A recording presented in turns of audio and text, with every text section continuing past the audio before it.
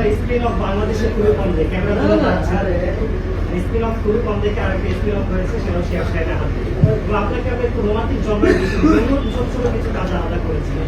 এই গোলাম মামুন একদমই ঘুরে একটা ক্যারেক্টার, এই গোলাম মামুন হয়ে ওঠার কি চ্যালেঞ্জ ছিল একটু যদি বলেন, যে আপনি অপূর্ব নিজেকে কথা বলে। আচ্ছা, এখানে অনেক অ্যাক্টররা অনেক বড় বড় কথা বলেন, আমি এই করেছি, হ্যান করেছি, ত্যান করেছি। আসলে আমি কিছুই করি না, আমি খুবই ফাঁকিবাজ টাইপের অভিনেতা, প্রথমেই বলে রাখি।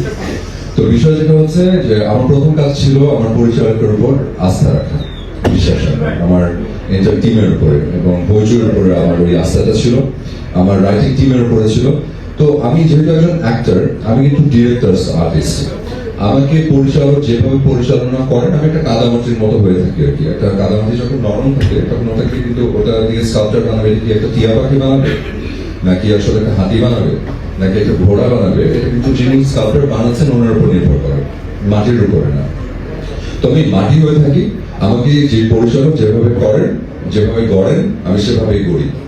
তো বিষয়টা হচ্ছে যে তার মানে মোদ্দা কথা হচ্ছে যে চ্যালেঞ্জিং আমার জন্য ছিল না, চ্যালেঞ্জিং ছিল আমার এন্টায়ার টিমের জন্য। কারণ আমি তো কাদামাটি, আমাকে কিভাবে কি শেপে গড়বেন এটার জন্য আমার মেকআপের যারা ছিল তারা, আমার এখানে যারা লুক সেটের জন্য কি ধরনের লুক চাই সেটা তাদের জন্য চ্যালেঞ্জিং ছিল। এটা আমার পরিচালক শিহাব সেনের জন্য চ্যালেঞ্জিং ছিল যে আসলে অপূর্বকে কিভাবে নতুন করে প্রেজেন্ট করা যাবে।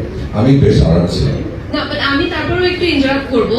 ভাইয়া অনেক হাম্বল হচ্ছে, কিন্তু ভাইয়া অ্যাকচুয়ালি পুরো শুটিং এ যে পরিমাণ কষ্ট করেছে বা যে পরিমাণ ডেডিকেশন দিয়েছে, আমরা তো জাস্ট একটা গেমস এখানে দেখলাম, পুরো সিরিজ দেখলে আপনারা অ্যাকচুয়ালি বুঝতে পারবেন যে কতটা কষ্ট করে আসলে অপূর্ব ভাইয়া গোলাম মামুনের এই ক্যারেক্টারটা তো বুকের মধ্যে আগুনে আমরা দেখেছি, কিন্তু এইখানে একদমই আসলে একটা মানে একটা সুপার হিরো বলা চলে, মানে একটা super hero with a vulnerable side. So আমি অনেক ইন্সপায়ার্ড হয়েছিলাম যখন মানে ভাইয়াকে দেখে বা ভাইয়া যখন শুটগুলা করছিল। সো হ্যাঁ, আপনি অনেক বেশি হাম্বল হচ্ছেন। চরিত্র করতে যে আপনি যে কোনো চ্যালেঞ্জ ফেস করছেন, সরি এই চরিত্রটা করতে যে এটা আসলে কি চ্যালেঞ্জটা, সবচেয়ে বড় চ্যালেঞ্জটা আপনার জন্য কি ছিল? আর অপূর্ব ভাইয়ের কাছে প্রশ্ন যে পরবর্তীতে এই সিরিজটার আপনি তো রোমান্টিক ঘটনা করেন, অ্যাকশন ভবিষ্যতে সিনেমায় করার ইচ্ছা আছে? পুরোটাই আসলে চ্যালেঞ্জ ছিল।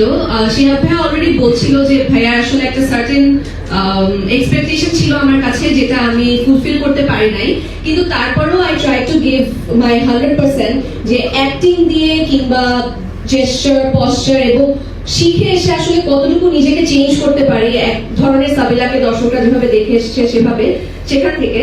সো পুরোটাই চ্যালেঞ্জিং ছিল, স্পেশালি মানে অ্যাকশনটা তো আমরা অনেকবারই বলেছি অ্যাকশনগুলোর কথা যে এটা চ্যালেঞ্জিং ছিল, বাট পুরো স্টোরিটা নিজের মধ্যে ধারণ করা, ক্যারেক্টারটা নিজের মধ্যে ধারণ করা খুবই চ্যালেঞ্জিং ছিল। বাট আশা করি দর্শকদের পুরো গল্পটা ভালো লাগবে এবং আমাদের চ্যালেঞ্জটা সার্থক হবে।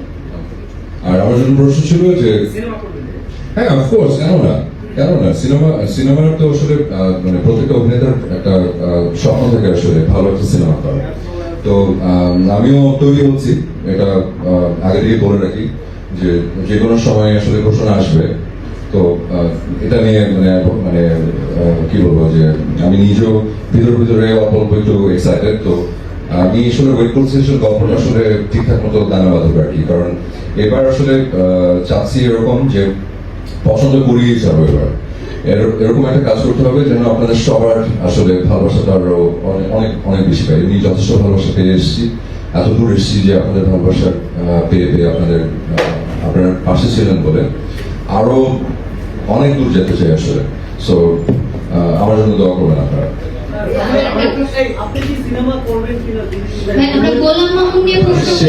আমি বুঝিনি ভাই আপনার প্রশ্ন। ভাইয়া অলরেডি বললো যে প্রত্যেকটা অ্যাক্টরের আসলে সিনেমা একটা স্বপ্ন থাকে। সো আমারও আছে অ্যাজ অ্যান অ্যাক্টর, এবং আমিও আসলে প্রিপারেশন নিচ্ছি। হয়তো খুব শীঘ্রই আপনাদের সাথে কোনো একটা নিউজ শেয়ার করবো।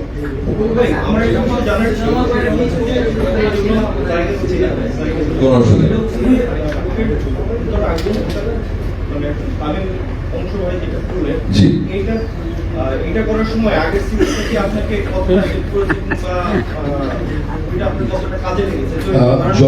যথেষ্ট কাজে লেগেছে।